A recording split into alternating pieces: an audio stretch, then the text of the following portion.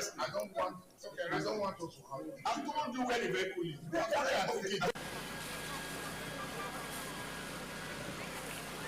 The truck was actually coming from Ring Road. It missed a step.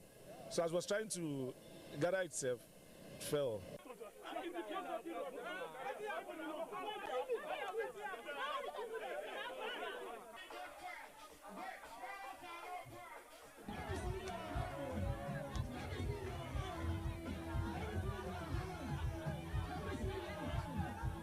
What we are witnessing these days, it is something we can no longer understand.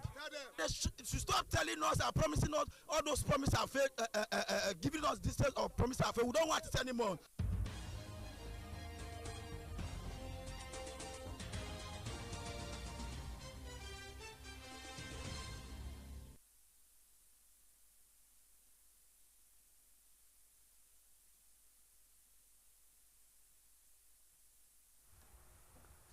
Edo State, and now to the news headlines. Edo State House of Assembly confirms Professor Roland Otaru's son as Commissioner Designate. Edo State is a man of honor, and I appreciate him. We take a vow of humility when we see mighty men of valor like this. Agreement is the act.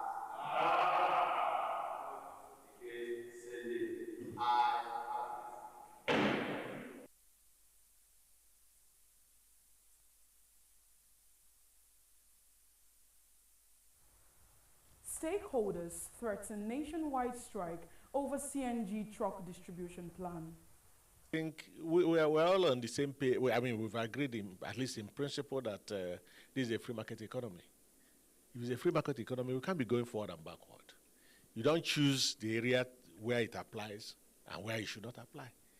In this case, if we are pursuing the free market economy, allow Dangote to throw in his trucks in the circle and let Nupeng and their members come up with their own too.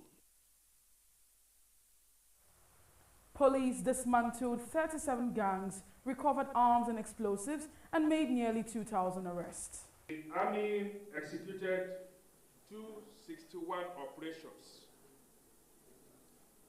Police made 1,950 arrests and rescued 141 victims.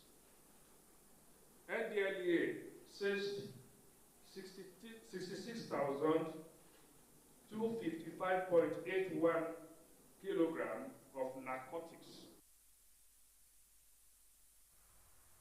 Good evening and thank you for joining us on BeeTv Major News at 6, reaching you live from Benin City, the Edo State capital. My name is Harmony Angbafor, and now to the news in details. The Edo State House of Assembly on Tuesday confirmed Professor Roland Otaru, SAN, as Commissioner Designate into the State Executive Council. BeeTv News State House correspondent Osarogi Agwebo reports that the confirmation of Professor Roland Otaru, SAN, was met with praise from lawmakers who commended his exceptional capabilities to deliver and succeed as a commissioner.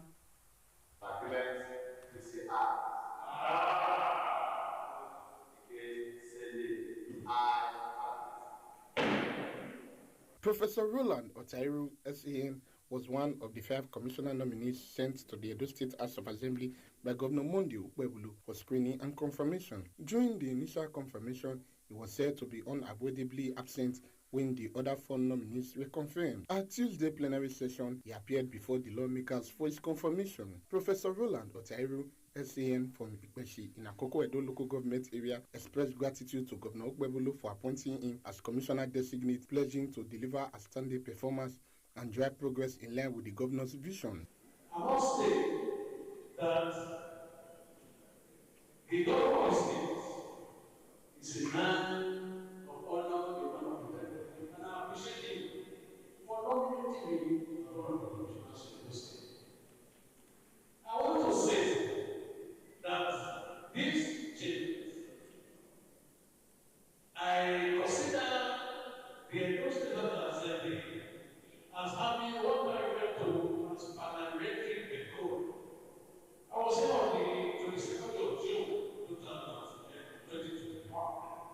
The lawmakers took turns praising Professor Roland Otairu, SAN, expressing confidence in his ability to deliver and succeed as commissioner. Mr. Speaker, the commissioner nominee today for those of us members of the learned profession, the only learned profession, the commissioner nominee before us today is one of the very finest that Nigeria has.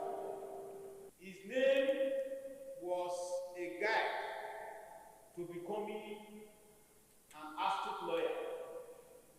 So, even as we demonstrate proficiency in the legal profession, we take about humility when we see mighty men of valor like this. I'm proud to be associated with the enormous achievements of this legal icon who have seen it all in practice of law. I personally, I have known him for very many years, and he's a dutiful gentleman. He's a man that the Edo people are proud of. Mr. Speaker, I will not say much because most of my colleagues and the Right Honourable Speaker has said almost everything. SAN, we are very happy to have you in this state. Mr. Speaker, it is said because of the importance that this institution holds in democracy.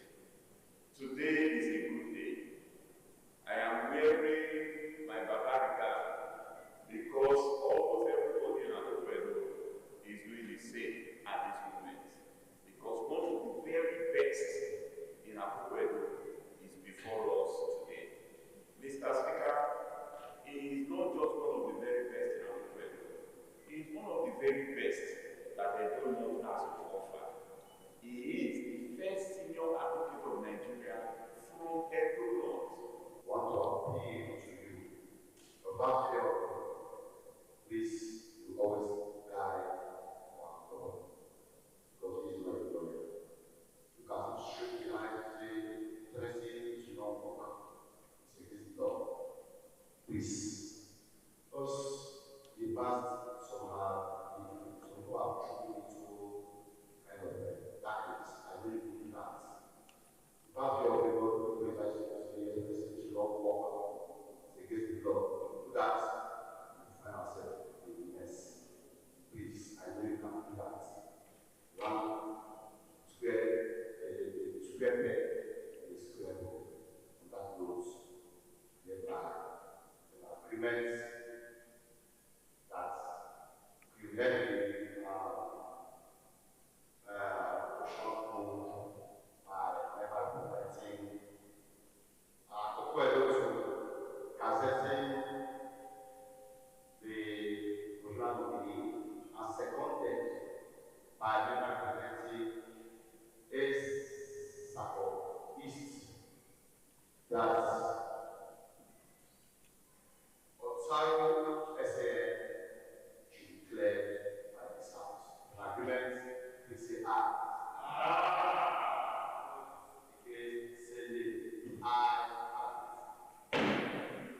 In another development, the Speaker, Right Honourable Blessing Agbebako, at the plenary announced the following member as co-opted members of the Principal Officers Council, who include member representing Obia Southwest Constituency, Honourable Sunday Agedo, member representing Akoko Edo Constituency 2, Honourable Donald Okogbi, member representing Esako Central Constituency, Honourable Oshoma Waziri, and member representing Esa South East Constituency, Honourable Sonny Ojezele, while member representing Oedo West Constituency, Honourable Richard Edosa, was announced as the Deputy Chief Whip of Sarogie Agwebo, reporting for BeeTv News.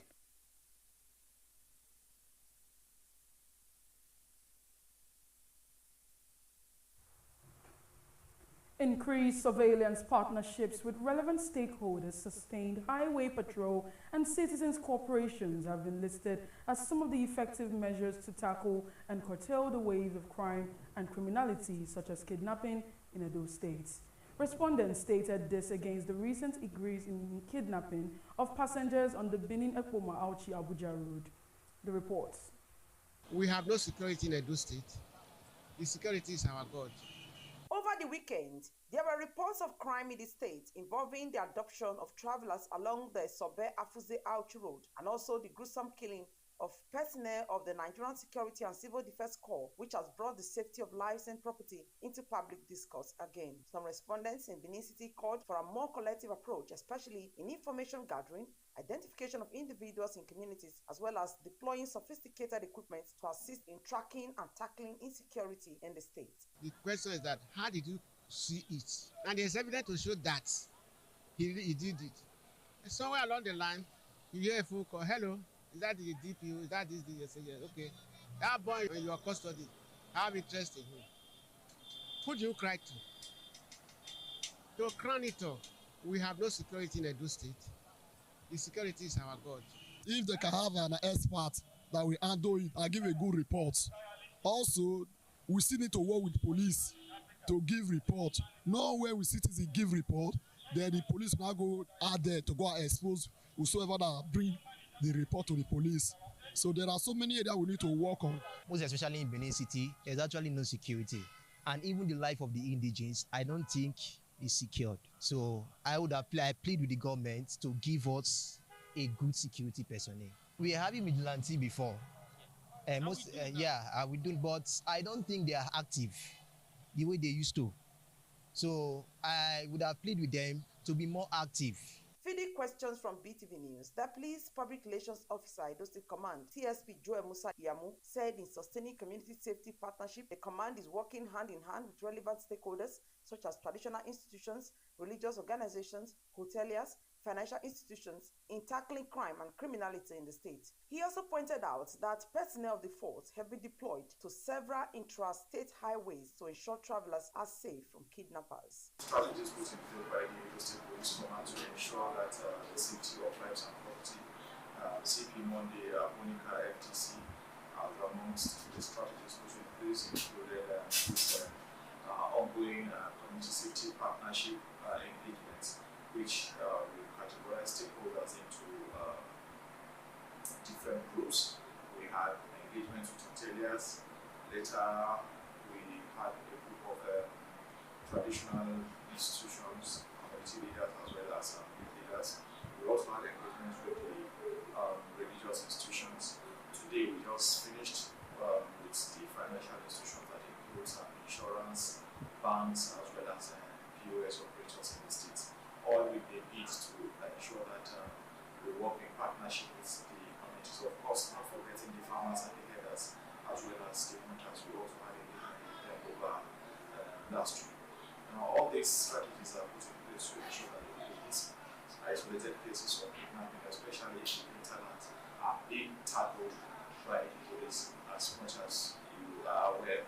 Also, on the highways, we have what we call the leaping points, where officers are placed or deployed at different intervals along the expressways to ensure the safety of the commuters, as well as to give commuters that confidence while driving on our highways. And not stopping there, of course, all members of the public must come together with the Nigerian Police Force in partnership with the Nigerian Police Force to ensure that all these cases of criminality are being we tackle all these cases of criminality. Because the police cannot do much without cooperation from members of the public. Because we implore the general public to assist the police with the list through informations, actionable information that can assist the police, and together we will keep the state safe. The police spokesman urged the public to always provide useful information to the police, as the fight against insecurity is a collective responsibility. Best Orator reporting for BeeTv News. Nigeria's security forces say pressure is shrinking the space for terrorists, kidnappers and criminal syndicates in what authorities describe as one of the clearest signs yet that coordinated operations are making the country safer. This came to bear at the monthly joint security press briefing at the National Orientation Agency headquarters in Abuja. BeeTv News Best Orator has more.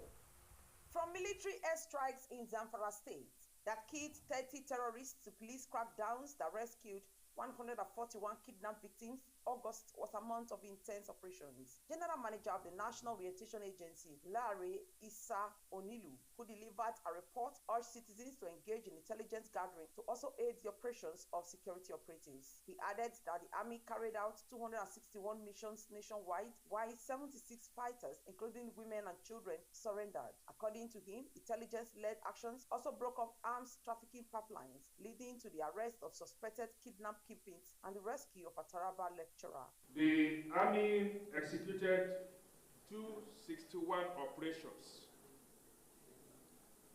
Police made 1,950 arrests and rescued 141 victims.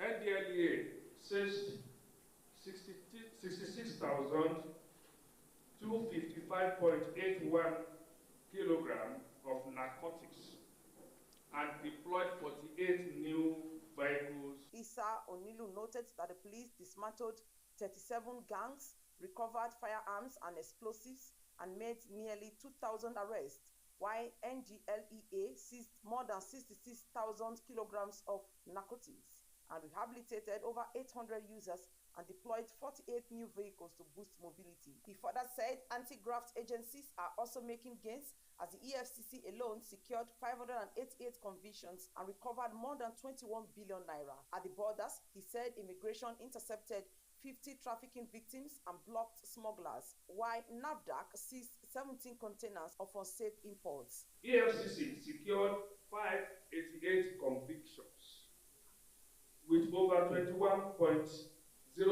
billion naira recovered. NAFDAC seized 17 containers of falsified and unsafe goods, and immigration strengthened border control with 10,803 visas approved, targeted deniers and trafficking victim interceptions were also recorded. Officials say these successes reflect better intelligence sharing, stronger inter-agency collaboration, and more direct communication with the public to counter misinformation. Best Orator reporting for BeeTv News.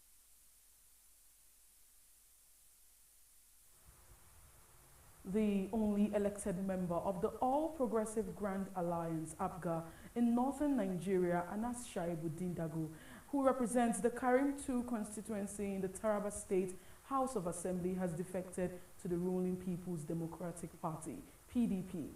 He was formally received into the PDP along with his political supporters by the party's state chairman during a grand reception held in Dango, Karim Lamido local government area. The report. Just last month, the All Progressive Congress defeated the ruling People's Democratic Party in a by-elections for Karim 1 constituency in Karim Lamido local government area. Now, the PDP appears to have regained ground as a lawmaker representing Karim 2 constituency. Honorable Anas Shaibuddin Dago has defected to the party with his teaming supporters. Addressing the crowd at the ceremony, the PDP state chairman urged the electorate to rally behind the lawmaker and the administration of Governor Abdul to ensure delivery of more dividends of democracy. He stressed that the PDP remains a democratic party that prioritizes the welfare of the masses, calling on the people to always support the party. Well, I am so excited. I am very happy with the happening, and it is a wonderful experience today.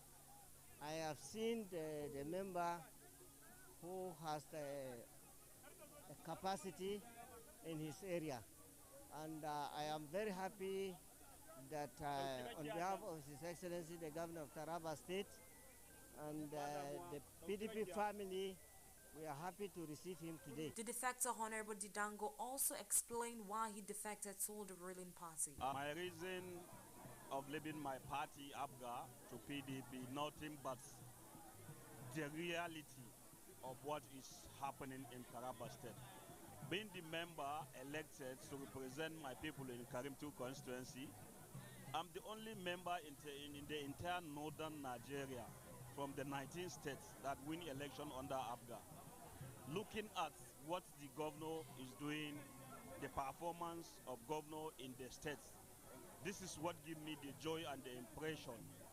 Seeing myself as I'm coming from the minority party, why am I continue staying while the governor still have his people in his mind?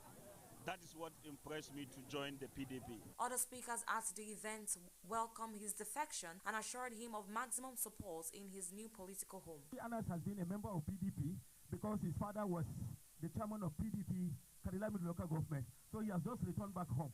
He is most welcome back home. Political observers say the defection of Honorable Anas Shaibu Didango could weaken the popularity of APGA in the north ahead of the 2027 general elections.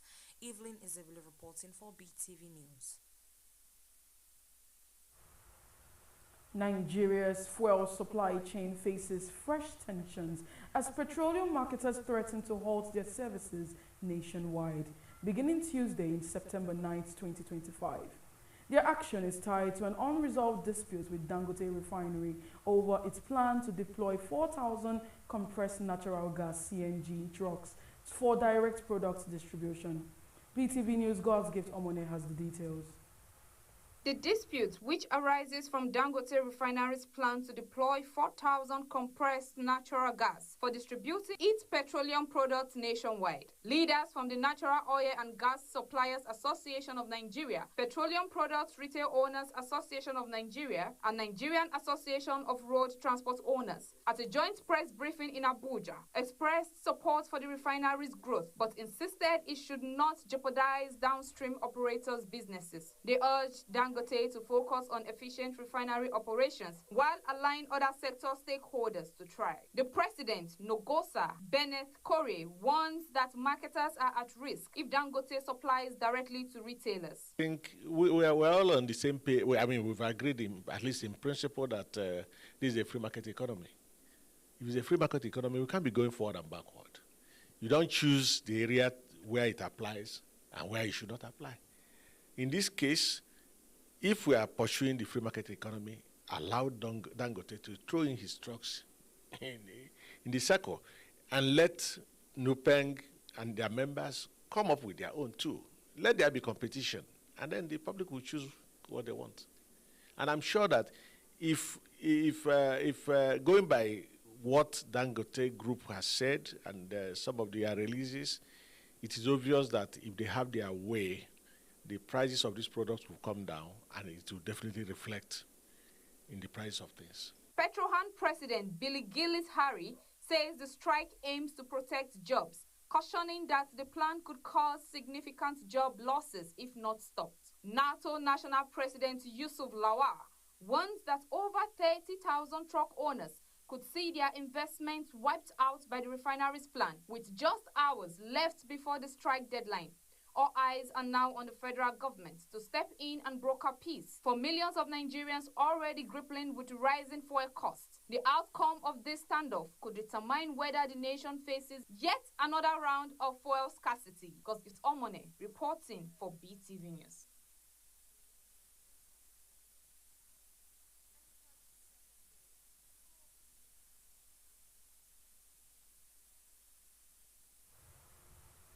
As the strike declared by the Nigerian Union of Petroleum and Natural Gas, NUPENG, enters its second day, a follow-up to the union's meeting with the federal government has shown that filling stations across Benin Metropolis are already feeling the impact of the deadlock.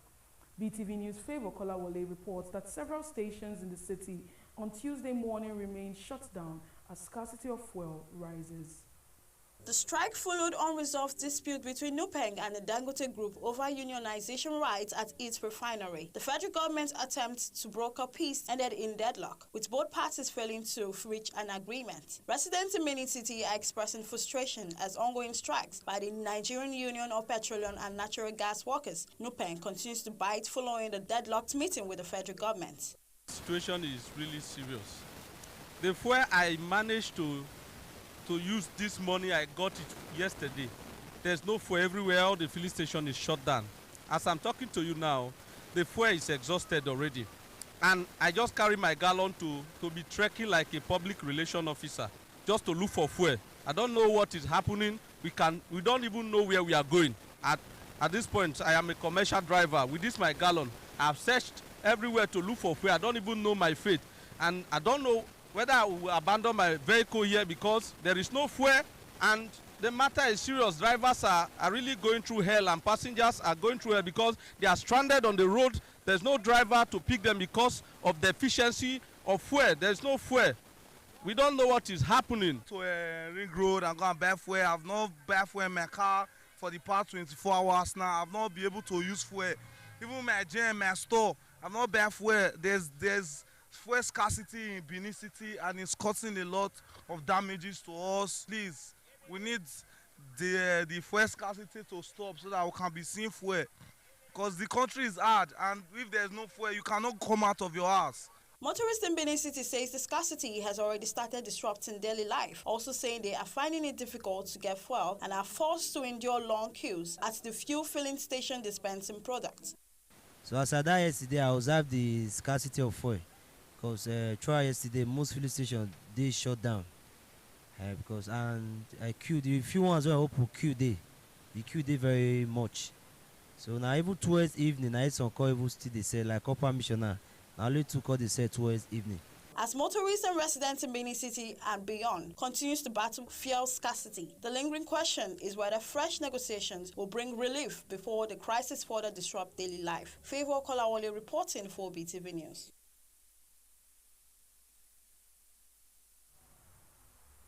More than 6,400 candidates who sat for the 2025 Unified Tertiary Matriculation Examination are now under review for suspected malpractice. This follows the submission of a report by JAM's Special Committee on Examination Infractions. BeeTv News' Favor Kolawole has details. At the JAM headquarters in Buhari, Abuja, the chairman of the committee, Dr. Jack Epele, said examination malpractice in Nigeria has become widely organized, technology-driven, and culturally normalized. The report uncovered over 4,200 cases of fingerprint blending, 190 cases of AI-assisted image morphing, as well as fraud involving multiple national identity number registrations and false declarations. According to the committee, candidates are not acting alone. Some schools, parents, and civic centers are complicit in sustaining malpractice. It is with a deep sense of duty, humility, and commitment to the integrity of our nation's education system that I, on behalf of the Special Committee on Examination Infraction, stand before you today to present the report of our assignment. The committee recommended tougher measures such as AI-powered monitoring, cancellation of fraudulent results, prosecution of offenders, and a nationwide integrity first campaign. For under 18 offenders, the report advised rehabilitation and counseling instead of strict sanctions. It was no small task, but the committee, composed of experts from academia, technology, security, civil society, and law. JAM Registrar Professor Ishak Oloyede welcomed the report and assured that its findings will guide reforms aimed at restoring credibility in the admission process. We are confident that the report we are receiving is thorough, evidence-based, uncompromising in its pursuit of the truth, and will be very useful to the development of education in this country. With the latest revelation, the fight against malpractice intensifies. The real test may be whether students, schools, and parents are willing to embrace integrity as the only path. Favor Kolawole reporting for BeeTv News.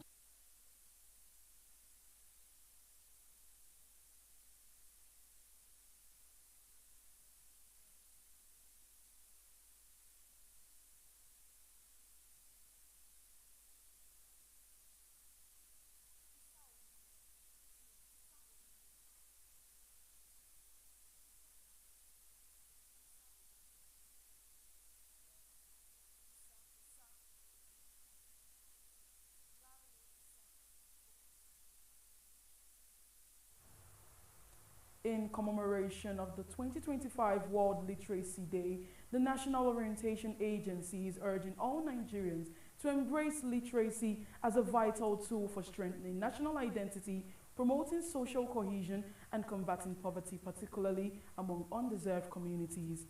The Director General of the agency, Lanre Onilu, in his statement said this year's commemoration presents a vital opportunity for Nigerians to reflect on the transformative role of literacy in reducing poverty, enhancing lifelong learning, and advancing a more inclusive and equitable society. Mr. Onilu notes that literacy goes beyond the basic ability to read and write, but deserves a gateway to knowledge, innovation, and meaningful participation in the democratic process.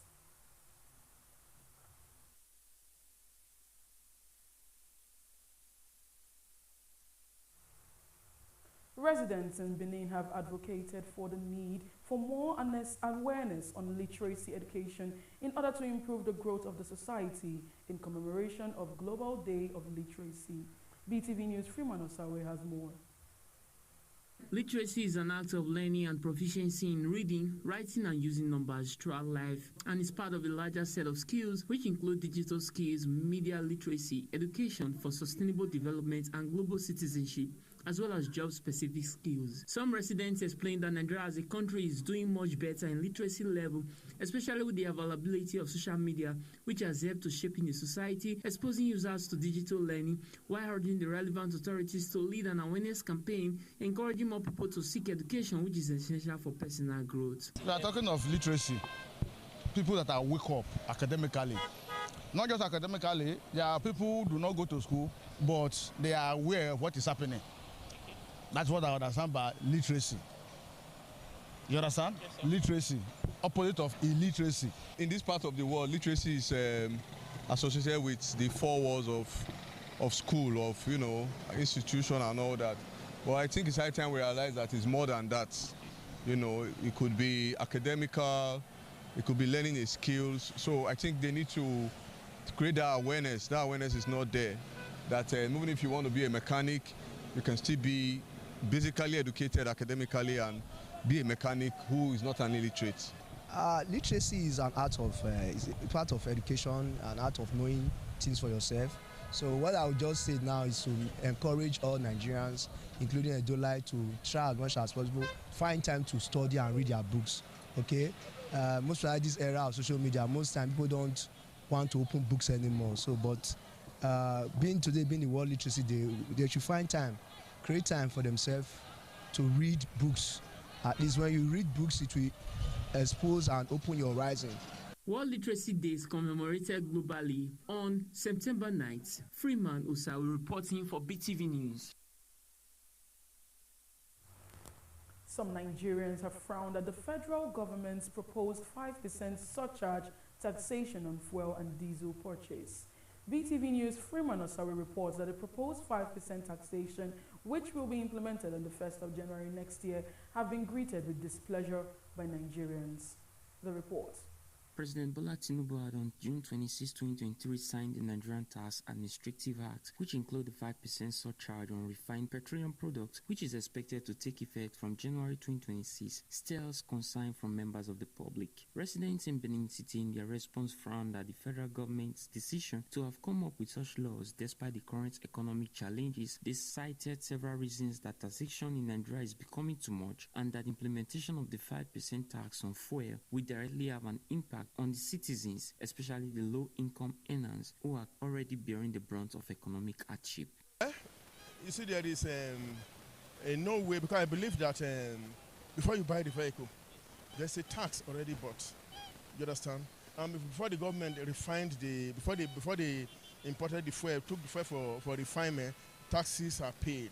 So I see no reason why, after the fuel landed in Nigeria, the various major marketers have bought, they paid their tax. I see no reason why the consumer should be paying another tax again. What if all Nigerians now decided that we are no longer driving car? So where the government do they now take tax for trekking?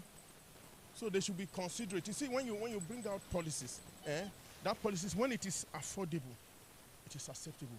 But when it is not affordable, it is not acceptable. So planning the country should move from planning for the people to planning with the people. In advanced country, they plan with the people. That's why things works and they're functional. It's very bad to pay tax after you buy fuel. Now bad thing. Why you cut the pay tax of fuel? Get the one kiosk of this country. Work not there, nothing.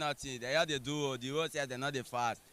Yeah, and the one cut the pay tax again. No, it not make sense now. No, we don't need that. It not make sense at all. I don't want kill us. How they say more they survive? Nah, if they still do that one now, they'll cause people add money to transport fare again. For year to year, where they go 200 before, now 500. When we go to IGPA, it's 500, 800. You know, make sense, I beg. We don't need that for the government. The federal government is trying to fraud Nigerians to steal our money, to put us into big suffer, because it's very, very expensive for us now with the transporter. We buy fuel and we don't see what we are buying. We are in pains. But the federal government try to help us. We don't have road. There is no good road to walk. All the roads are bad. Let the federal government try for people. And not in the support, we are in pains. We don't like that. That is a fraud from the government. Other respondents said the 5% taxation is not actually a bad idea because though the tax is being collected, the federal government can build more infrastructures like roads that can contribute to the country's growth. Taxation is properly channeled or it is used to better the life of the commoners. Though the 5% taxation will be implemented next year, it is the expectation of some citizens that the government will review the plan. Freeman Usawe reporting for BeeTv News. The Borno State Governor Babagana Zulum has visited Darul Jamal, a town at the border with Cameroon that hosts a military base under heavy military escorts. The governor, whose visit follows a terror attack that killed 63 people, including 5 soldiers, said the terrorists unleashed the mayhem on the town where residents had been returned a month earlier from a displacement camp. BeeTv News SOL Senwige has the report.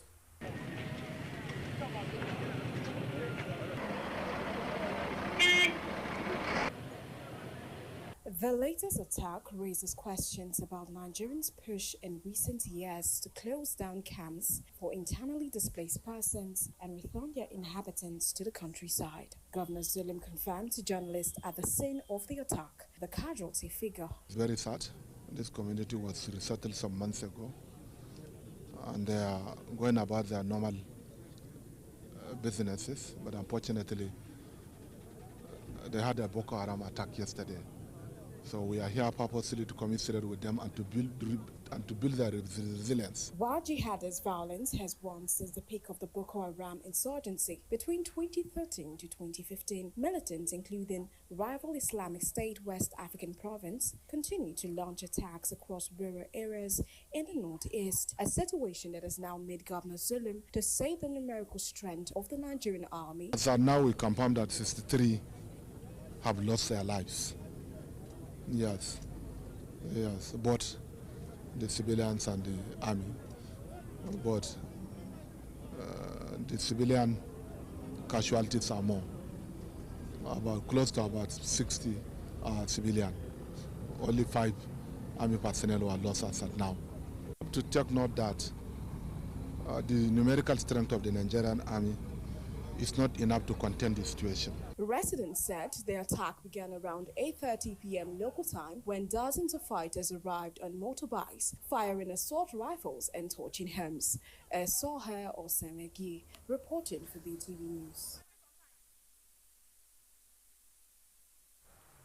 The government of Abia State has approved the dismissal of 6 staff from the Ministry of Justice over their involvement in the salary padding scheme uncovered through an internal audit and administrative inquiry. The inducted officers, including senior accountants and account officers, were found to have manipulated payment systems for unlawful financial gains over a sustained period. The Abia State Civil Service Commission confirmed their misconduct following a thorough investigation and has now handed the matter to law enforcement officers for prosecution.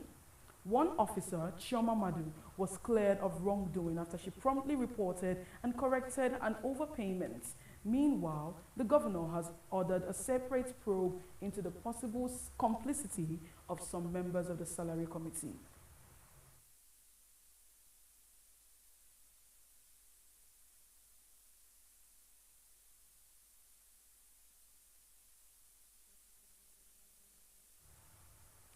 now, moving on to business news. The National Union of Petroleum and Natural Gas Workers, NUPENG, on Monday halted fuel loading operations at a petroleum depot nationwide in protest against an alleged ban on workers' unionization by Dangote Petroleum Refinery.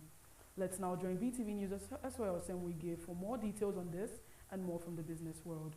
Efforts by the federal government to mediate the dispute led to a reconciliation meeting at the Ministry of Labour, Employment and Productivity in Abuja. The meeting, which involved representatives of NUPENG, Nigerian Labour Congress, Trade Union Congress, Nigerian Midstream and Downstream Petroleum Regulatory Authority, Dangote Group and MRX Petroleum, was co-chaired by Labour Minister Mohammed Dingyadi and Minister of State for Labour Nkeru Onyejeosha. The Depot and Petroleum Products Marketers Association of Nigeria expressed concern over the escalating tensions in the downstream oil and gas sector and the potential disruption to the national fuel supply chain. The Federal Inland Revenue Service has certified eTransact International PLC as one of the official service providers for the nationwide rollout of its e-invoicing platform, a key component of Tax Administration 3.0. The e-invoicing platform, known as the Merchant Buyer Solution, will enable the digital insurance of structured invoices across business to consumer, and business to government transactions. The goal is to improve tax compliance, enhance transparency, and streamline tax processes. With this new mandate, eTransact will support FIRX in digitizing invoicing operations nationwide, leveraging its 2-decade experience in delivering secure and locally relevant financial technology. United Bank for Africa PLC UBA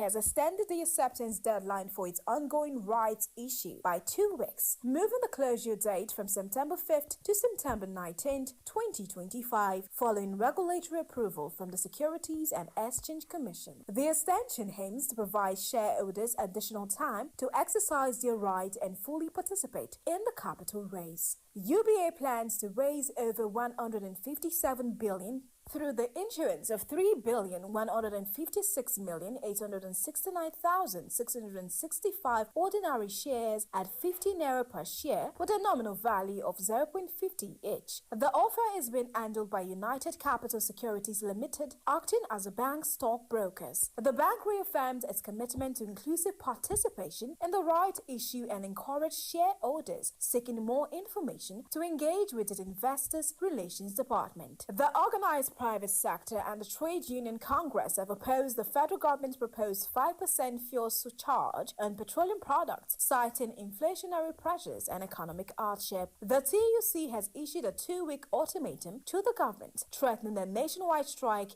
if the surcharge is implemented. The surcharge, which is part of broader fiscal reforms aimed at boosting national revenue, has sparked concerns about rising inflation, increased transport costs, and further economic strain. The proposed surcharge has not been formally implemented, with officials clarifying that no start date has been set, and final decision rests with the Finance Ministry. However, public anxiety has grown amid speculation that the policy may take effect in January 2026. Stakeholders have called on the government to focus on innovative revenue generation strategies and offer tax reliefs instead of additional taxation. That is the size of our business news segment for tonight. I am Sohe Osemegi, reporting for BeeTv News. Into entertainment stories, where Emmanuel Obruste, wildly known as Gege, has acquired a brand new Mercedes-Benz vehicle. The financial literacy advocate and founder of Gege University announced the acquisition via his social media platforms, drawing widespread attention. Also, Ed Sheeran announces his relocation to America amid upcoming tour. Let's now join BeeTv News God's Gift Omone for more details on these and more from the entertainment world. Gege has built a reputation for promoting smart financial decisions and often criticized celebrities for what he describes as excessive or financially irresponsible spending. In 2023, he notably criticized singer Davido for gifting a car to a driver with a modest income. However, his recent high-end automobile purchase has sparked discussions across social media, as it appears to contradict the conservative financial principles he frequently preaches. In another development, Reno Omokri, former presidential aide, has publicly supported businessman Femi Otedola's marriage advice to his daughter Temi Ajibade. Otedola had advised his daughter to submit to her husband as part of building a successful marital relationship. Reacting on Instagram, Omokri emphasized the importance of submission in marriage, stating that its absence could result in disunity and eventual collapse of the relationship. He used Otedola's counsel to highlight that even individuals with great wealth value traditional marital structures. Omokri's statement has contributed to ongoing debates about gender roles and expectations in marriage, particularly within African and diaspora communities. Veterinary Nollywood actor Chiwetala Ago has advised individuals to prioritize personal safety over staying in toxic or life-threatening romantic relationships. The statement was made in a viral video released on Monday. Agu warned against sacrificing one's well-being to sustain a relationship and encouraged individuals to walk away from relationships that pose danger to their lives. He advised his elicited diverse reactions across social media platforms. Chiwetala Agu, born in 1956 in Enugu State, is a prominent figure in Nigerian cinema, widely recognized for his comedic roles and distinctive language style. He was awarded the 2012 Nollywood Award for Best Actor in an Indigenous Movie. British singer Ed Sheeran has announced plans to relocate to the United States with his family. The decision aligns with his upcoming U.S. tour and long-term career objectives. Sheeran revealed that he intends to settle in Nashville, Tennessee, a city he has long admired and which aligns with his goal of transitioning to the country music genre. He indicated that the move is strategic, allowing for family stability while he fulfills professional commitments. Born in Halifax, West Yorkshire, Sheeran was raised in Suffolk and currently holds a minority share in Ipswich Town Football Club, which was relegated from the Premier League at the end of 2024-2025 season. With a 14 UK #1 singles and 8 UK #1 albums, Sheeran remains one of UK's most successful music artists. His notable songs include The A-Team, Sing and Don't. And that is it from the entertainment world. Gossip Omone reporting for BeeTv News. And now, moving to the global scenes. France faces a new crisis after Prime Minister Francois Bayrou lost a confidence vote and will resign to President Macron. Also, Thai court rules ex-Prime Minister Thaksin must serve 1 year in jail. The report.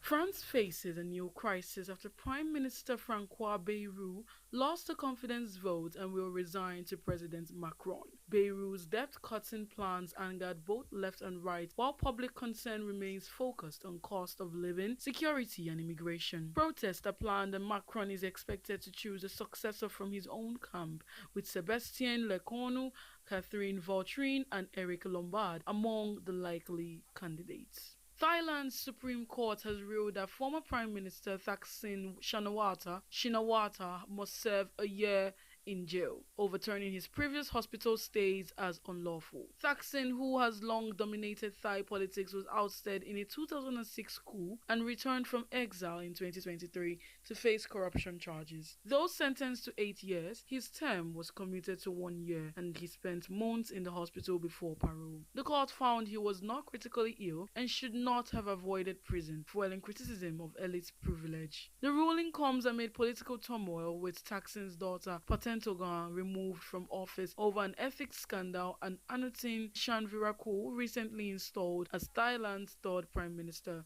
in 2 years. In New Zealand, 44-year-old Hakyung Lee is under trial for allegedly killing her 2 children, Yuna and Minu, whose bodies were found in suitcases inside a storage unit in 2022. Prosecutors say traces of antidepressants, nortriptyline, which Lee had been prescribed, were discovered in the children's bodies, and that she later hid them in suitcases before fleeing to South Korea, where she was arrested and extradited. The defense argues she suffered a mental breakdown and was insane at the time, claiming she gave her children the drug in a misguided suicide attempt. The trial will determine whether she is guilty of murder or not guilty by reason of insanity. Ethiopia has inaugurated the Grand Ethiopian Renaissance Dam, Africa's largest hydroelectric project and a symbol of national pride. Built over 14 years and funded domestically through donations and bonds, it is expected to generate 5,100 megawatts of power, doubling the country's electricity output. While half the population still lacks access, officials hope the dam will expand supply nationwide. For rural families like Getenesh Gabisos, it represents the promise of light and a healthier future. And that is all from the global scenes. Harmony Agbafo reporting for BeeTv News. Moving on to sports news, Julius Yego is looking to leave a lasting impression as he gears up for his 7th World Championship in Tokyo, Japan, scheduled to begin from September 13th to 21st. The 2015 world champion has enjoyed a great career, marking a mark at the World Championships at the Olympic Games amid injury woes that have slowed him down. Let's now join our BeeTv News correspondents, Freeman Osawe, on this and more from sports news. From his debut at the 2013 World Championship in Russia, where he finished fourth, Julius Yego has continued to impress on a global stage. Julius Yego then went ahead to win the 2015 edition of the event in China, 13th in 2017 in London, and registered a no mark in 2019. The former Olympic silver medalist then failed to make the final in Oregon in 2022 and Budapest in 2023. Now, as he heads to Tokyo, Julius Yego is confident of making the final and hopefully claiming a medal in the competitive event. This season, Julius Yego has been consistent in the Diamond League meetings, starting his season in Doha before also competing in Paris. Football pundits have described Tuesday World Cup qualifier between Nigeria Super Eagles and South Africa's Bafana Bafana as a must-win clash that could shape Nigeria's campaign. The Super Eagles will face Bafana Bafana on Tuesday at the Toyota Stadium in Bloemfontein. Kickoff is 5 p.m. Nigeria time and 6 p.m. South Africa time. Nigeria currently sits third in Group C of the 2026 FIFA World Cup qualifier with 10 points from 7 matches, behind South Africa on 16 and Benin Republic with 11. Other groups standing are Rwanda with 8 points, Lesotho with 6, and Zimbabwe at the bottom with 4 points. Carlos Alcaraz is following in the footsteps of his longtime idol and fellow countryman Rafael Nadal, literally and figuratively. Alcaraz, who defeated Jannik Sinner in a thrilling comeback victory from 2 sets down in the men's French Open final on Sunday, became the first repeat men's champion at Roland Garros since Nadal. But that's far from the only way that Alcaraz is in lockstep with the 14th French Open champion. Nadal was 22 years, 1 month and 3 days old when he won his 5th career major at Wimbledon back in 2008. On Sunday, when he won his 5th career major, Alcaraz was 22 years, 1 month and 3 days old. And that's it on Sport News. Thanks for watching. Freeman Osawe reporting for BeeTv News. And that is the size of our news package for the evening. Many thanks for joining us on BeeTv Major News at 6. My name is Harmony Agbafor, and good night.